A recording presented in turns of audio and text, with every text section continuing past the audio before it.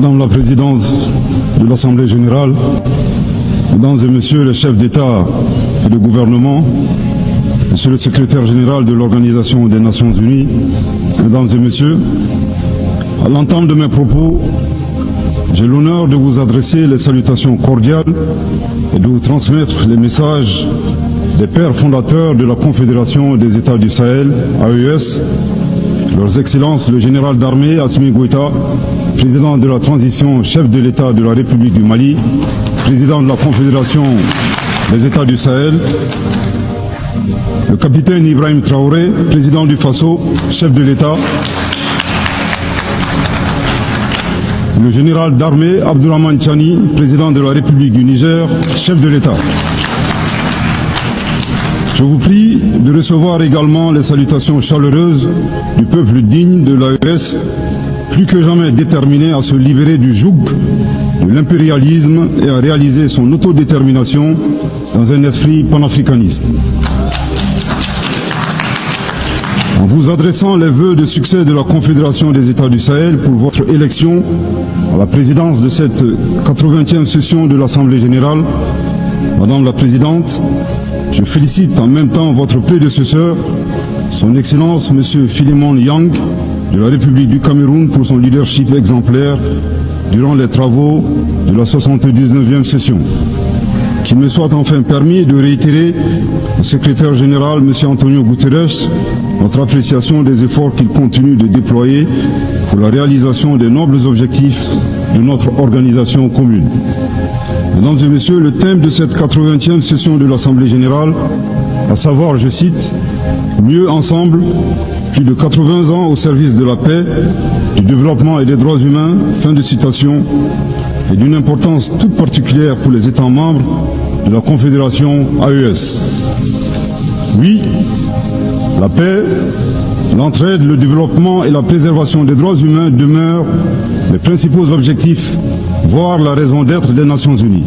Hélas, ces objectifs essentiels n'ont jamais été ébranlés dans le monde et au Sahel précisément,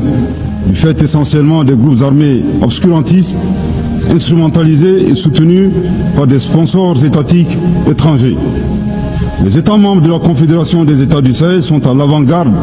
de la lutte contre le terrorisme qui constitue à la fois une menace réelle à la paix et à la sécurité internationale, mais aussi et surtout une atteinte grave au fondement même de nos États. Sous l'impulsion de nos chefs d'État, les forces de défense et de sécurité des 3 pays de la Confédération AES travaillent étroitement dans un élan de collaboration et de complémentarité sans précédent. Ils sont portés par un engagement commun et une mutualisation des efforts pour endiguer le fléau du terrorisme. Cette nouvelle dynamique, articulée autour du renforcement des capacités opérationnelles de nos forces de défense et de sécurité, à travers un recrutement massif, une formation adéquate et la fourniture d'équipements appropriés, produit chaque jour des résultats encourageants sur le terrain, confirmant ainsi toute la pertinence de notre décision souveraine de nous mettre ensemble pour combattre nos ennemis communs. À la différence de certains États qui ont ouvert des couloirs de passage sur leur territoire aux terroristes, en vue d'attaquer d'autres pays ou d'offrir leur territoire comme base arrière, les pères fondateurs de l'AES, par engagement panafricaniste et dans le souci de préserver les intérêts de leur population, ont décidé de sécuriser leur pays tout en évitant une propagation de la menace vers d'autres régions africaines, voire dans le monde, effectuant ainsi un véritable travail de sécurité publique, régionale et mondiale. Il ne fait l'ombre d'aucun doute que par leur sacrifice, les vaillantes forces de défense et de sécurité de l'AES contribuent à la sécurité d'autres régions,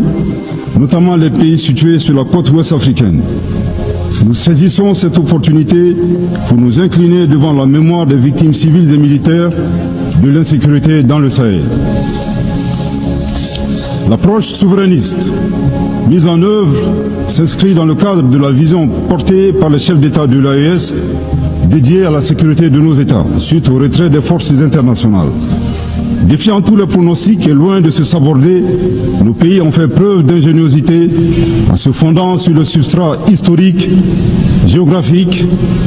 et la capacité de résilience des peuples confédérés qui, pays, malgré plus d'une décennie de crise sécuritaire et humanitaire, continue de démontrer une force exceptionnelle d'engagement patriotique. En somme, nos trois pays ont su apporter une réponse coordonnée et endogène à cette guerre qui nous a été imposée. C'est le lieu de renouveler ici la détermination pleine et entière de la Confédération AES à devenir une puissance régionale panafricaniste, à poursuivre et à intensifier ses actions en vue de bouter à jamais le terrorisme hors de notre espace commun, à consolider l'autorité de l'État, à protéger nos populations et leurs biens et à assurer notre prospérité. La Confédération AES réitère avec force sa ferme condamnation du soutien ouvert et parfois exprimé publiquement des sponsors étatiques étrangers qui, pour des motifs impérialistes, déstabilisent notre entité d'une part, en mettant à la disposition des groupes terroristes des conseillers, des moyens logistiques et des armes et munitions, d'autre part en leur accordant un soutien politique et en leur offrant des bases arrières situées dans certains pays voisins en violation de toutes les règles internationales. Mesdames et messieurs, aussi éloignés qu'il n'y paraît, la guerre en Ukraine et le terrorisme dans le Sahel ont des connexions. À titre de rappel, après l'attaque terroriste contre une patrouille des forces de défense et de sécurité maliennes du 24 au 26 juillet 2024 à Tinzaouatin dans la région de Kidal, le Mali avait dénoncé cet incident dans son allocution de 2024, ici même, et condamné l'attitude d'officiels ukrainiens qui ont publiquement revendiqué leur participation à la dite attaque terroriste. De ce comportement atypique, nous avons déduit tout simplement que les officiels ukrainiens ont malheureusement confondu la scène internationale et la scène de théâtre. Une année plus tard, la situation s'est accrue avec le régime et le régime ukrainien est devenu l'un des principaux fournisseurs de drones kamikazes aux groupes terroristes dans le monde. Dans ce contexte, certains États occidentaux doivent cesser de fournir des armes à l'Ukraine au risque de contribuer à la promotion du terrorisme international. Pour d'autres, dont le régime français nostalgique de la colonisation est préoccupé par sa perte d'influence dans le Sahel, l'appui au régime ukrainien relève d'une manœuvre consistant à occuper l'attention de la communauté internationale sur la guerre en Ukraine, tout en sponsorisant les groupes terroristes évoluant dans le Sahel.